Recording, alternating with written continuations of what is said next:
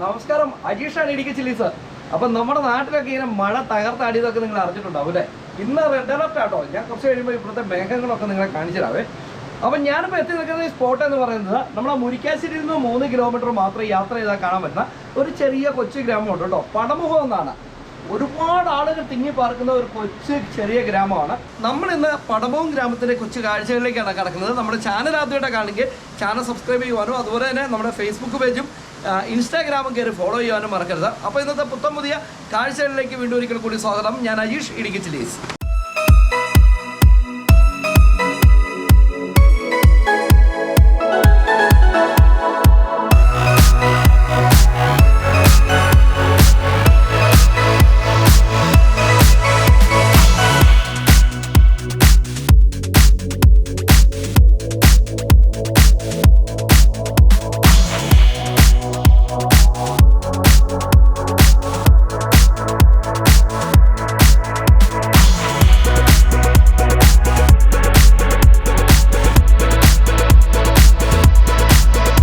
അപ്പം ഞാൻ മാത്രമല്ല, പടമുഖംകാരനായിരിക്കുന്ന എൻ്റെ സുഹൃത്ത് സജനവും ഉണ്ട് ഇന്നത്തെ നമ്മുടെ എപ്പിസോഡിൽ.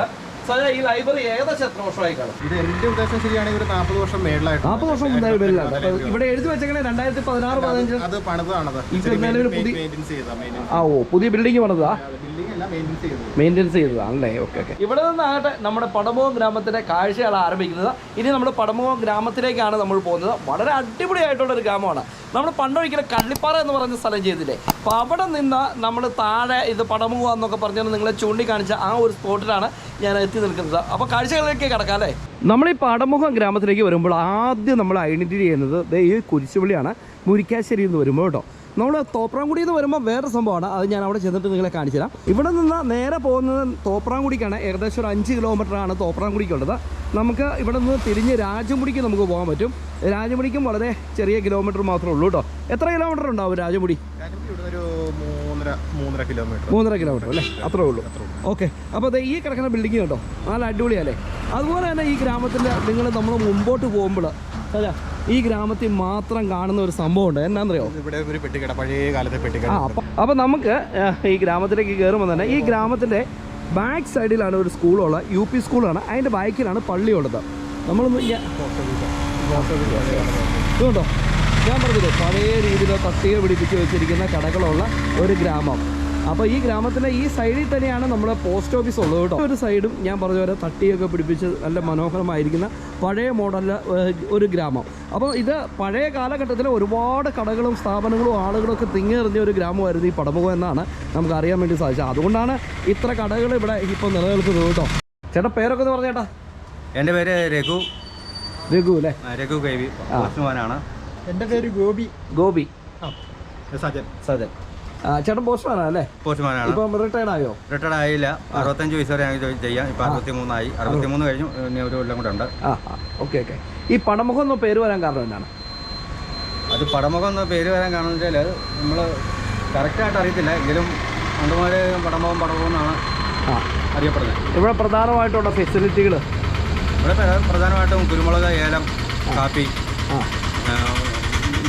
ജാതിക്ക, ഇതൊക്കെയാണ് മെയിനായിട്ടുള്ളത്. ചേട്ടാ ഇവിടെ എന്താ പള്ളി, അമ്പലം അങ്ങനെയുള്ള സംഭവങ്ങളൊക്കെ? പള്ളിയുണ്ട്, അമ്പലമുണ്ട്. അമ്പലമല്ല, SNDP ഓഫീസുണ്ട്, സ്കൂളുണ്ട്. സ്കൂള് ഹൈസ്കൂളാ? ഹൈസ്കൂളല്ല, UP സ്കൂളാ. ഓക്കെ. പടമുഖം ശരിക്കും പറഞ്ഞാൽ എന്തോരം ആളുകൾ താമസിക്കുന്ന സ്ഥലമാണ്. ഇവിടെ ഒരു 1000-ൽ കൂടുതൽ ആൾക്കാർ താമസിക്കുന്നതാണ്.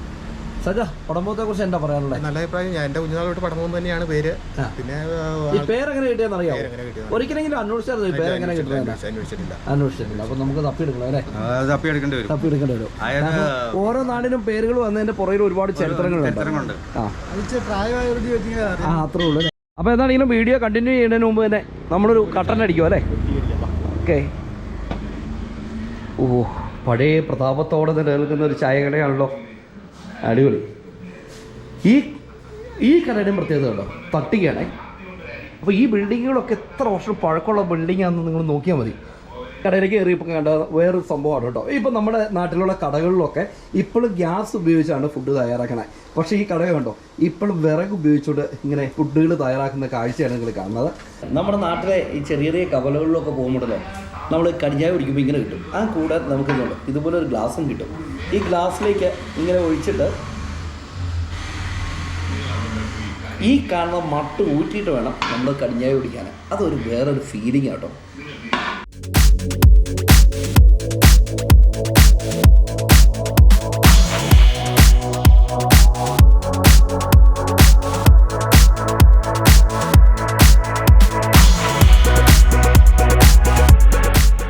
നമ്മൾ ഈ കാണുന്ന വഴി കൂടെ പോയാൽ രാജമുടിയിലേക്ക് എത്തും. അതുവഴി തന്നെ നമുക്ക് തോപ്രാംകുടിക്ക് തിരിച്ച് കയറി പോകാനുള്ള വഴിയുണ്ട് കേട്ടോ. അപ്പോൾ ഇതുവഴി നമ്മൾ കയറി പോകുമ്പോഴാണ് ഈ ഒരു ഗ്രാമത്തിൻ്റെ സ്കൂളും അതുപോലെ പള്ളിയൊക്കെ ഉള്ളത്. അപ്പോൾ ഇവിടെ നമുക്ക് കുറച്ച് കടകളൊക്കെ നമുക്ക് കാണാൻ പറ്റും. ഈ ഒരു മേഖല കണ്ടോ, ഇവിടെ മനോഹരമായ ഒരു ചെറിയ കടകൾ ഒക്കെ കാണാൻ പറ്റും. ഹൈ, ഓട്ടോ ഉണ്ടോ? ഓട്ടോ ഒക്കെ ഉണ്ടോ? കുറവാണ്. ഈ പടം ഈ ഒരു സൈഡിൽ നമുക്ക് ഈ ഗ്രാമത്തിൻ്റെ മറ്റൊരു ഐഡൻറ്റിറ്റിയാണ് ഈ കാണുന്ന പാൽ സൊസൈറ്റി. അപ്പം നമുക്ക് പടമുഖം ക്ഷീരോത്പാദക സഹകരണ സംഘം എന്ന് പറഞ്ഞുകൊണ്ട് നമുക്കിവിടെ പാൽ സൊസൈറ്റി കാണാം. പാൽ കൊണ്ടുവരികയും അത് തിരിച്ചു കൊണ്ടുപോയി പോകുന്ന ഒരു കാഴ്ച നമുക്കിവിടെ കാണാൻ പറ്റും. ഇവിടെ നിന്ന് ഇങ്ങനെ മുന്നോട്ട് പോകുന്ന വഴിയെന്ന് പറയുന്നത് നമ്മുടെ തോപ്രാംകുടിക്കാണ്. അപ്പോൾ നമുക്ക് അങ്ങനെ പാൽ സൊസൈറ്റിയുടെ സൈഡിലേക്ക് നമ്മളെത്തി. പടമുഖം ക്ഷീരോത്പാദക സഹകരണ സംഘം ലിമിറ്റഡ്. അടിപൊളിയല്ലേ? അപ്പോൾ ആ കാണുന്ന പാറ ഉണ്ടോ, അവിടെയാണ് നമ്മൾ കള്ളിപ്പാറ എന്ന് പറഞ്ഞുകൊണ്ട് നമ്മൾ ഇതിനു മുമ്പ് പോയി വീഡിയോ ചെയ്തിരുന്ന സ്ഥലം. ആ പാറയുടെ പൊക്കത്ത് കയറിയാണ് ഞാൻ നിങ്ങളെ അന്ന് ഈ ഒരു സ്പോട്ടൊക്കെ നിങ്ങളെ കാണിച്ചു തന്നത്. അപ്പോൾ ഇവിടെ ഈ മേഖലയിലൊക്കെ ധാരാളം ആളുകൾ ഇങ്ങനെ തിങ്ങിപ്പാർക്കുന്ന മേഖലയാണ് കേട്ടോ. അപ്പോൾ നമ്മൾ ആദ്യം നിന്ന സ്പോട്ടിൽ നിന്ന് നമ്മളിപ്പോൾ തോപ്രാംകുടിക്ക് വരുമ്പോൾ കാണുന്ന ആ പടമുഖത്തിൻ്റെ ഒരു ഗ്രാമീണ ഭംഗി കണ്ടോ, അടിപൊളിയല്ലേ? അപ്പോൾ ഇവിടെ നിന്ന് നമ്മൾ മുന്നോട്ട് പോവുകയാണ്. ഇനി നമുക്ക് പള്ളിയും സ്കൂളും കണ്ടിട്ട് കാണാം.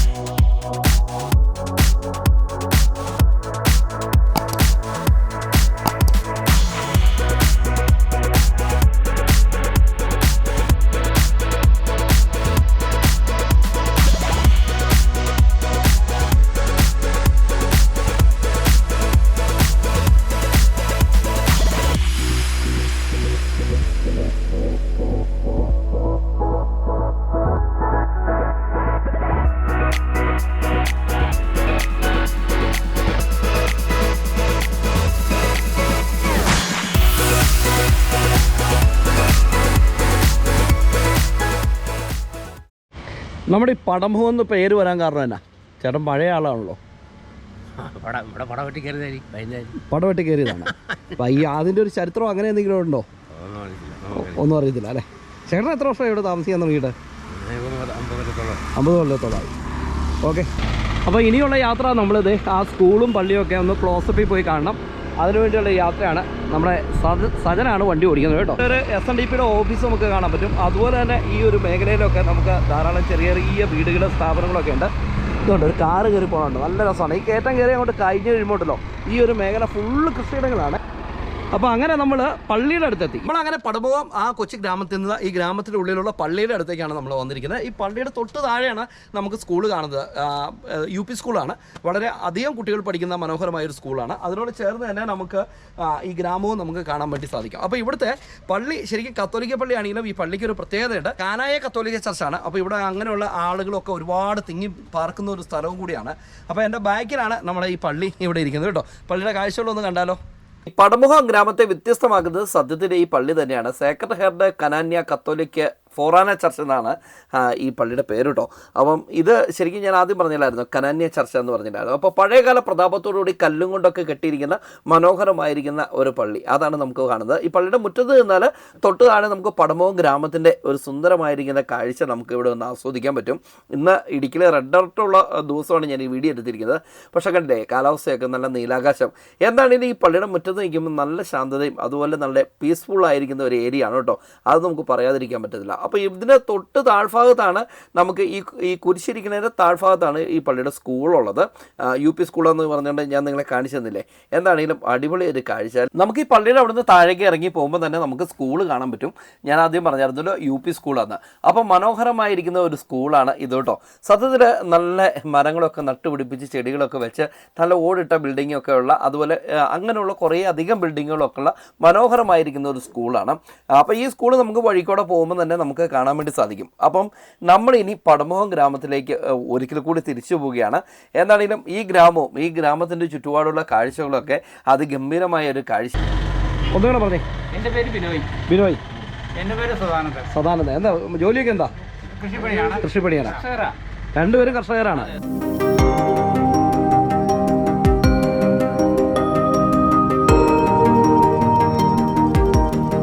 നമ്മൾ പടമുഖത്ത് വീഡിയോ എടുത്തുകൊണ്ട് പോലെ സ്പെഷ്യൽ ആളെ നമുക്ക് കിട്ടിയിട്ടുണ്ട് കേട്ടോ. എല്ലാവർക്കും പരിചയമുള്ള ഇപ്പോൾ ആളെ മനസ്സിലായില്ലേ? ചേച്ചി മാത്രമല്ല, ചേട്ടനും ഉണ്ട് കേട്ടോ. അപ്പം രണ്ടുപേരും കൂടെ ഒരു ഹായ് ഒരുമിച്ച് വരുവാണെങ്കിൽ നല്ലതായിരിക്കും. കൊള്ളാം. അപ്പോൾ മിനിസ് ചേച്ചി എല്ലാവരും സുഖമായിട്ടിരിക്കുന്നോ? അടിപൊളി. കണ്ടത് വളരെയധികം സന്തോഷം. ഓക്കെ, ശരിടാ.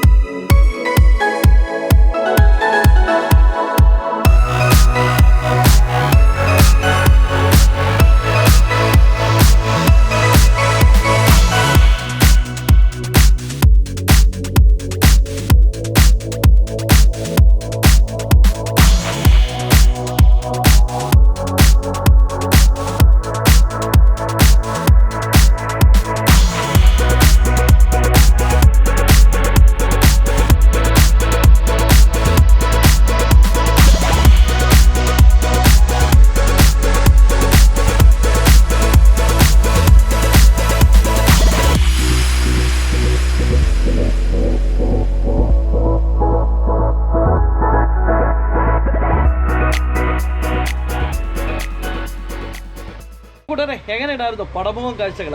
നല്ല അടിപൊളിയായിട്ടുള്ള ഒരു തനി നാടൻ ഗ്രാമീണ കാഴ്ച അല്ലേ? അപ്പം ഈ കൊച്ചു വീഡിയോ ഇഷ്ടപ്പെട്ടാൽ ചാനൽ സബ്സ്ക്രൈബ് ചെയ്യുവാനോ അതുപോലെ തന്നെ ഫേസ്ബുക്ക് പേജ് ഇൻസ്റ്റാഗ്രാമും കയറി ഫോളോ ചെയ്യുവാനും മറക്കരുത്. അപ്പം ഞാനും സജാ, നിന്റെ ഗ്രാമത്തെക്കുറിച്ച് നിനക്ക് എന്തെങ്കിലും പറയാനുണ്ടോ? അടിപൊളി ഗ്രാമം അല്ലേ? അപ്പം ഞാനും സജനങ്ങളും കൂടി ഇന്നത്തെ വീഡിയോ അങ്ങോട്ട് ബൈൻഡപ്പ് ചെയ്യുകയാണ്. അപ്പോൾ പുതിയ കാഴ്ചകളും പുതിയ വിശേഷങ്ങളും ഒക്കെ ആയിട്ട് അടുത്ത എപ്പിസോഡിൽ കണ്ടുമുട്ടാം.